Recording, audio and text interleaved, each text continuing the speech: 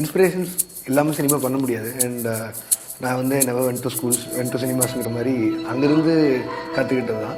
ஃப்யூச்சரில் சின்ன வயசுலேருந்து சினிமா ரொம்ப பிடிக்குமா?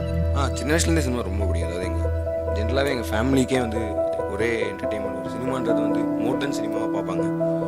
அந்த மெயினாக லைக் மோர் தென் சினிமான சொன்னாங்க.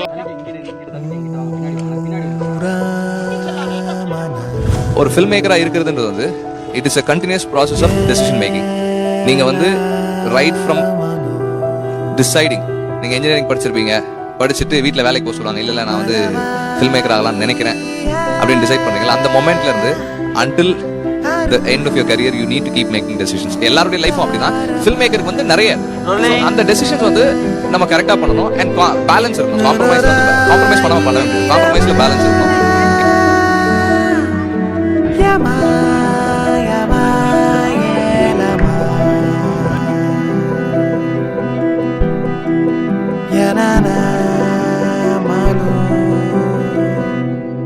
ஸ்க்ரீன் பிளே தான் ஒரு ஆடியன்ஸை உட்கார வைக்கிறது, அது ஒரு சிரிக்க வைக்கிறது, அழ வைக்கிறது, டச்சிங்கை இது பண்ணி வைக்கிறது, அப்புறமா எல்லாமே வந்து ஒரு ஆடியன்ஸை வந்து உட்காந்து ஸ்க்ரீனில் பார்க்குற அந்த பிளே தான் ஸ்க்ரீன் பிளேன்னு சொல்லுவோம். கதைங்கிறது இருக்கும், அந்த பேஸ் இருக்கும்.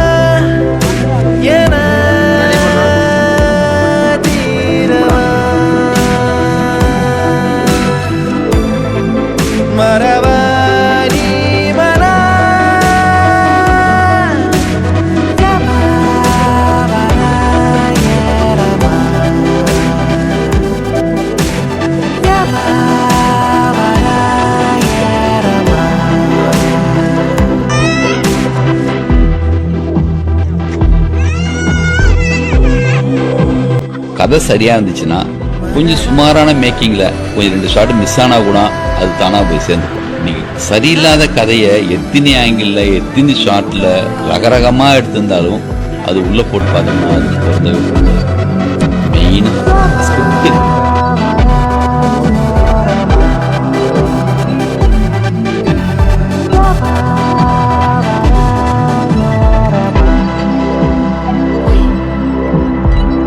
ஒரு படம் எடுக்கணும் அப்படின்னு முடிவு பண்ணி, ஒரு ஷார்ட் ஃபிலிம் எடுக்கணும்னு முடிவு பண்ணி, ஒரு கேமரா எடுத்துட்டு அதுக்கான டெக்னீஷியன்ஸை ஹையர் பண்ணி நம்ம கூட்டிகிட்டு போய் அந்த படத்தை கம்ப்ளீட் பண்ணிட்டாலே you guys are directors.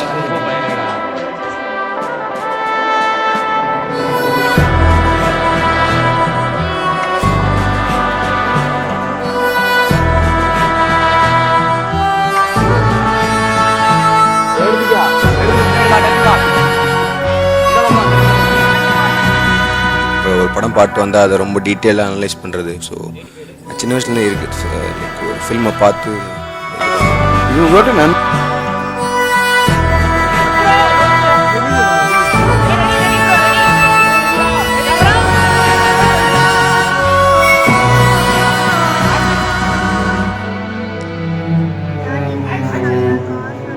If you truly love cinema with all your heart and with enough passion, you can't help but make a good movie.